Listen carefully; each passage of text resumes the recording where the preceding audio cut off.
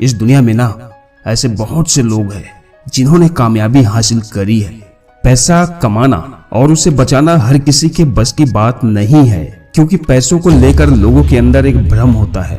जब आपके पास ज्यादा पैसे होते हैं तब आप फिजूल के खर्च करने में अपने सारे पैसे वेस्ट कर देते हैं और कभी भी पैसों को लेकर के सीरियस नहीं होते हैं, उसे वैल्यू नहीं देते हैं। अमीर होने का शो ऑफ करते रहते हैं और अपने खराब बिहेवियर के कारण उसे गंवा देते हैं और फाइनली रिजल्ट ये निकलता है कि एक दिन ये लोग बैंकक्रप्ट हो जाते हैं या फिर कंगाल हो जाते हैं। वैसे तो अमीर बनने के अनेक रास्ते हैं, लेकिन अपनी अमीरी को बरकरार रखने के लिए एक ही उपाय है कि हमें पैसे की वैल्यू को समझना है और पैसा काम कैसे करता है इसे सीखना है। दोस्तों, आज मैं the psychology of money book से 5 बिग आइडियाज बताने वाला हूँ, जिसे मॉर्गन हाउसल ने लिखा है। मॉर्गन हाउसल एक बेहतरीन लेखक भी है और साथ में एक अच्छे स्टॉक मार्केट इन्वेस्टर भी है। तो जानते हैं ideas number 1, don't waste your money. Author अपने बुक में कहानी बताते हैं कि जब मैं एक होटल में काम करता था तो हमारे होटल में एक टेक्नोलॉजी एग्जीक्यूटिव आया करता था जिसने अपने यंग एज में ही बहुत सारा पैसा और कंपनियां बना ली थी, लेकिन वह पैसों की कदर नहीं करता था। वह हर समय अपने पास नोटों की बंडल लेकर घूमता और शराब के नशे में हमेशा धूत रहता और अपने अमीर होने का दिखावा करता। और एक दिन उसने अपने नोटों की गड्डी को सोने के सिक्के में कन्वर्ट किया। उसके बाद वह अपने दोस्तों के साथ मिलकर उस सोने के सिक्कों को समुद्र में फेंकने जैसा गेम खेलने लगा कि कौन गोल्ड कॉइन कितना दूर फेंक पाता है। और पैसों के साथ ऐसा बिहेवियर उसे बैंकक्रप्ट बना दिया और वो कंगाल हो गया। ऑथर अपने बुक में एक दूसरी कहानी भी बताते हैं कि अमेरिका में एक साधारण व्यक्ति जिसका नाम रोनाल्ड जेम्स था, जिसने 25 वर्षों तक कारों की मरम्मत की, 17 वर्ष तक फर्श पर झाड़ू लगाया। लेकिन जब उस व्यक्ति की मौत 92 साल की उम्र में हुई तो उसके चर्चे देश विदेश के न्यूज चैनल और अखबारों में होने लगी, क्योंकि मरते वक्त उस साधारण सफाई कर्मी के पास 58 करोड़ की संपत्ति थी, जिसमें से वो 15 करोड़ रुपए अपने सौतेले बच्चों के लिए छोड़ गया और बाकी के 43 करोड़ रुपए उसने चैरिटी में दान दिया। ऐसा पॉसिबल हो पाया क्योंकि इसने कंपाउंडिंग के पावर को समझा और छोटा सा इन्वेस्टमेंट इतना बड़ा नेटवर्थ बन गया। आखिर उसके पास इतना पैसा आया कहां से, इसके बारे में पता किया गया तो पता चला कि वह स्टॉक एंड SIP में इन्वेस्ट किया करता था। दोस्तों, आप जहां कहीं भी हो, जो भी काम करते हो, चाहे किसी भी पोस्ट में हो, बस एक बात जान लो कि पैसों को अर्न करना या उसे सेव करने के लिए किसी टेक्निकल नॉलेज की जरूरत नहीं है, बल्कि लाइफ में इम्पोर्टेंट है कि आप अपने पैसों को कैसे खर्च करते हैं, पैसे के प्रति आपका रवैया कैसा है। यदि आपके पास फाइनेंशियल नॉलेज है तो आप एक साम्राज्य बना सकते हैं और नॉलेज नहीं होने पर अपने सारे पैसे गंवा भी सकते हैं। Ideas number 2, no one is crazy.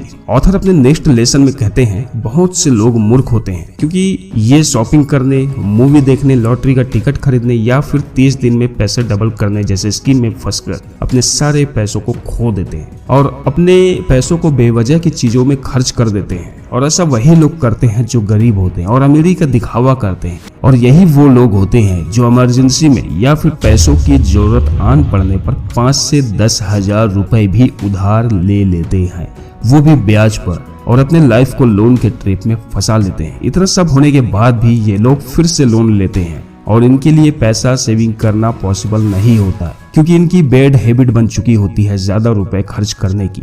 इनके लिए सेविंग की पॉसिबिलिटी ही नहीं है। हमारी फाइनेंशियल सक्सेस या ग्रोथ इस बात पर डिपेंड करती है कि हम अपने सिचुएशन और इमोशन के ऊपर कंट्रोल रखते हुए अपने पैसों को किस तरह से मैनेज करते हैं। Ideas number 3, luck and risk. भाग्य और जोखिम के बारे में ऑथर का कहना है कि ये दोनों वास्तविकता के प्रमाण है। Both of this are proof of reality. जीवन में जो भी रिजल्ट हमें मिलते हैं वो आपके हार्ड वर्क एंड लक पर निर्भर करता है। ऑथर कहते हैं कि 1968 में जब बिल गेट्स एक स्कूल में पढ़ने जाते थे, उस समय 30 करोड़ उनके जैसे स्टूडेंट हाई स्कूल में पढ़ा करते थे, लेकिन सिर्फ बिल गेट्स से ही सक्सेसफुल व्यक्ति बने क्योंकि उस टाइम वो लकी स्टूडेंट थे जिन्हें कंप्यूटर सीखने का मौका मिला। बिल गेट्स के सक्सेस होने के पीछे हार्ड वर्क एंड लक जैसे बहुत सारे फैक्टर थे, जैसे कि efforts, hard working, decision, right guidance जैसे बहुत सी चीजों पर उन्होंने काम किया, जिसकी वजह से बिल गेट्स बहुत कामयाब हुए और माइक्रोसॉफ्ट जैसी कंपनी हमें मिली। आइडियाज नंबर 4, नेवर एनफ, कभी भी पर्याप्त नहीं है। यह बात सच है कि बहुत से अमीर लोगों को उनका पैसा कभी भी पर्याप्त नहीं लगता। महंगी गाड़ियों और बंगले आदि होने के बाद वे चाहते हैं कि उनके पास इससे भी ज्यादा हो। वो लालच में आ जाते हैं और ऐसा काम कर जाते हैं कि वर्षों का बना बुनाया रेपुटेशन भी मिट्टी में मिल जाती है। और ऐसे बहुत लोग हैं जो अपनी फाइनेंशियल गोल को अचीव कर लेने के बाद भी दूसरा फाइनेंशियल गोल अचीव करना चाहते हैं। ये लोग रुकते ही नहीं है, एक फाइनेंशियल गोल पूरा होने के बाद दूसरे गोल को पूरा करने के लालच में लग जाते हैं। और ये लोग ऐसा करके अपने लाइफ में बहुत कुछ खो देते हैं। इसलिए पैसों से ज्यादा अपने परिवार एवं सुख शांति को इम्पोर्टेंस दे, क्योंकि ज्यादा पैसों का लालच आपको बर्बाद कर सकता है। इसके अलावा आप दूसरों के फाइनेंशियल ग्रोथ से अपनी ग्रोथ की तुलना कभी ना करें। साथ में गोल बनाए कि लाइफ में इतना ही पैसे कमाऊंगा और जो भी पैसे मैं कमाऊंगा वो अपनी मेहनत और ईमानदारी के होंगे। और साथ में जितना ज्यादा हो सके गरीबों की मदद करूंगा और डोनेट भी करूंगा और मुझसे जो बनेगा वो मैं करूंगा। और यही सोच आपके पैसों को बढ़ाएगा, क्योंकि आपकी गुडविल से ही आपका पैसा बढ़ता है। Ideas number 5, money compounding. Compounding के विषय में ऑथर का कहना है कि वॉरेन बफेट जब बच्चे थे तभी से स्टॉक मार्केट में इन्वेस्ट करते थे। आज के समय उनकी नेट वर्थ 97 बिलियन डॉलर है। इसमें से उन्होंने 85 बिलियन डॉलर रिटायरमेंट यानी कि 60 वर्ष की उम्र में इकट्ठा की है। वॉरेन बफेट की जिंदगी से हमें यह सीखने को मिलता है कि पैसा बनाने के लिए कंसिस्टेंसी रखना जरूरी होता है। यहाँ एक नॉर्मल इंसान 20 वर्ष की आयु में पढ़ाई करता है, वहीं वॉरेन बफेट उस समय 9.3 मिलियन डॉलर के मालिक थे। यह देखकर कहा जा सकता है कि वॉरेन बफेट की कामयाबी का सबसे बड़ा रीजन छोटी उम्र से ही इन्वेस्टमेंट करना है, जिसे उन्होंने रिटायरमेंट की उम्र तक कंटिन्यू चालू रखा। एक बात जान ले कि अमीर बनना बहुत आसान है, लेकिन हमेशा अमीर बने रहना इतना आसान भी नहीं है, क्योंकि ज्यादातर लोग बिजनेस स्टार्ट करने के बाद कुछ ही दिनों में फेल हो जाते हैं। और कुछ लोग ऐसे भी होते हैं जो अमीर तो हो जाते हैं लेकिन अपनी अमीरियत को लंबे समय तक बरकरार नहीं रख सकते।